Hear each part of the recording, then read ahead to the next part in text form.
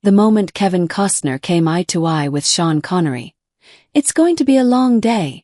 When Kevin Costner worked with the larger-than-life screen icon Sean Connery for the first time, it would be fair to say he was still a little wet behind the ears. The year was 1986. The movie was The Untouchables, and Costner had been cast in his first humongous studio lead role as crusading Treasury agent Elliot Ness. Director Brian De Palma was telling the story of Ness and his team of untouchable agents, given carte blanche by the Bureau of Prohibition to bring bootlegging gangster Al Capone, Robert De Niro, to justice by any means necessary. One of those agents was a tough Irish-American cop named James Malone, an old-school lawman who teaches Ness what he calls the Chicago way for taking down criminals. Namely, whatever they do, you return tenfold. Oh, and never bring a goddamn knife to a gunfight. Naturally, when casting an eye around Hollywood for the perfect star to play a Chicago man with Irish roots, De Palma settled on the industry's most famous Scotsman, whose accent has never even come within a whiff of Irish or American. To the director's credit, though, he applied the same logic to the casting as the movie business always has with a star once known as James Bond. He'll sound like Sean Connery no matter who he's playing, and that's fine. Why? Because he's Sean freakin' Connery.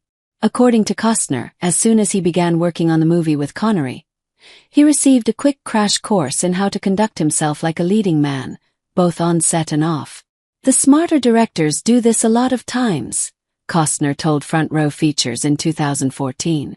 They'll take a supporting role and they'll put a leading man in it, because they know how to inhabit the screen.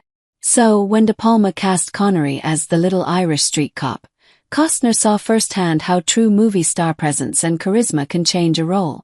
You realized how formidable he was, Costner recalled, adding that De Palma could have easily cast any character actor to bring up that Irish brogue, but instead, he sought the biggest star Costner has ever worked with before or since. What happens is he just knows how to hold on to the screen, Costner marveled. As he grew in his own career and became a leading man arguably every bit as legendary as Connery, Costner never forgot that lesson in sheer star power from Connery. He even recognized when the industry felt he had aged into the Connery lane, such as when Kenneth Branagh cast him as Chris Pine's gruff mentor in Jack Ryan, Shadow Recruit. In that movie, he tried his best to hold the screen like Connery did, but also utilized some practical advice Connery swore by on The Untouchables.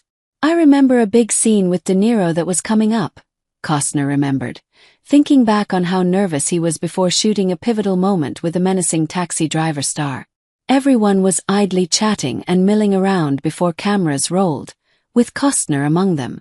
All of a sudden, Connery addressed him with his character's name, Mr. Ness, and told him to sit down. When Costner asked why, Connery again implored him to take a seat and look him in the eye. Finally, Costner relented and sat down.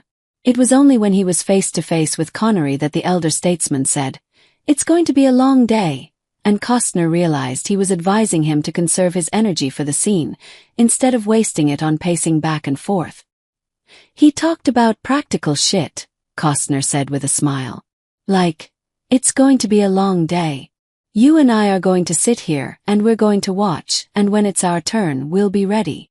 Simple advice. Unexpectedly invaluable, though. Definitely.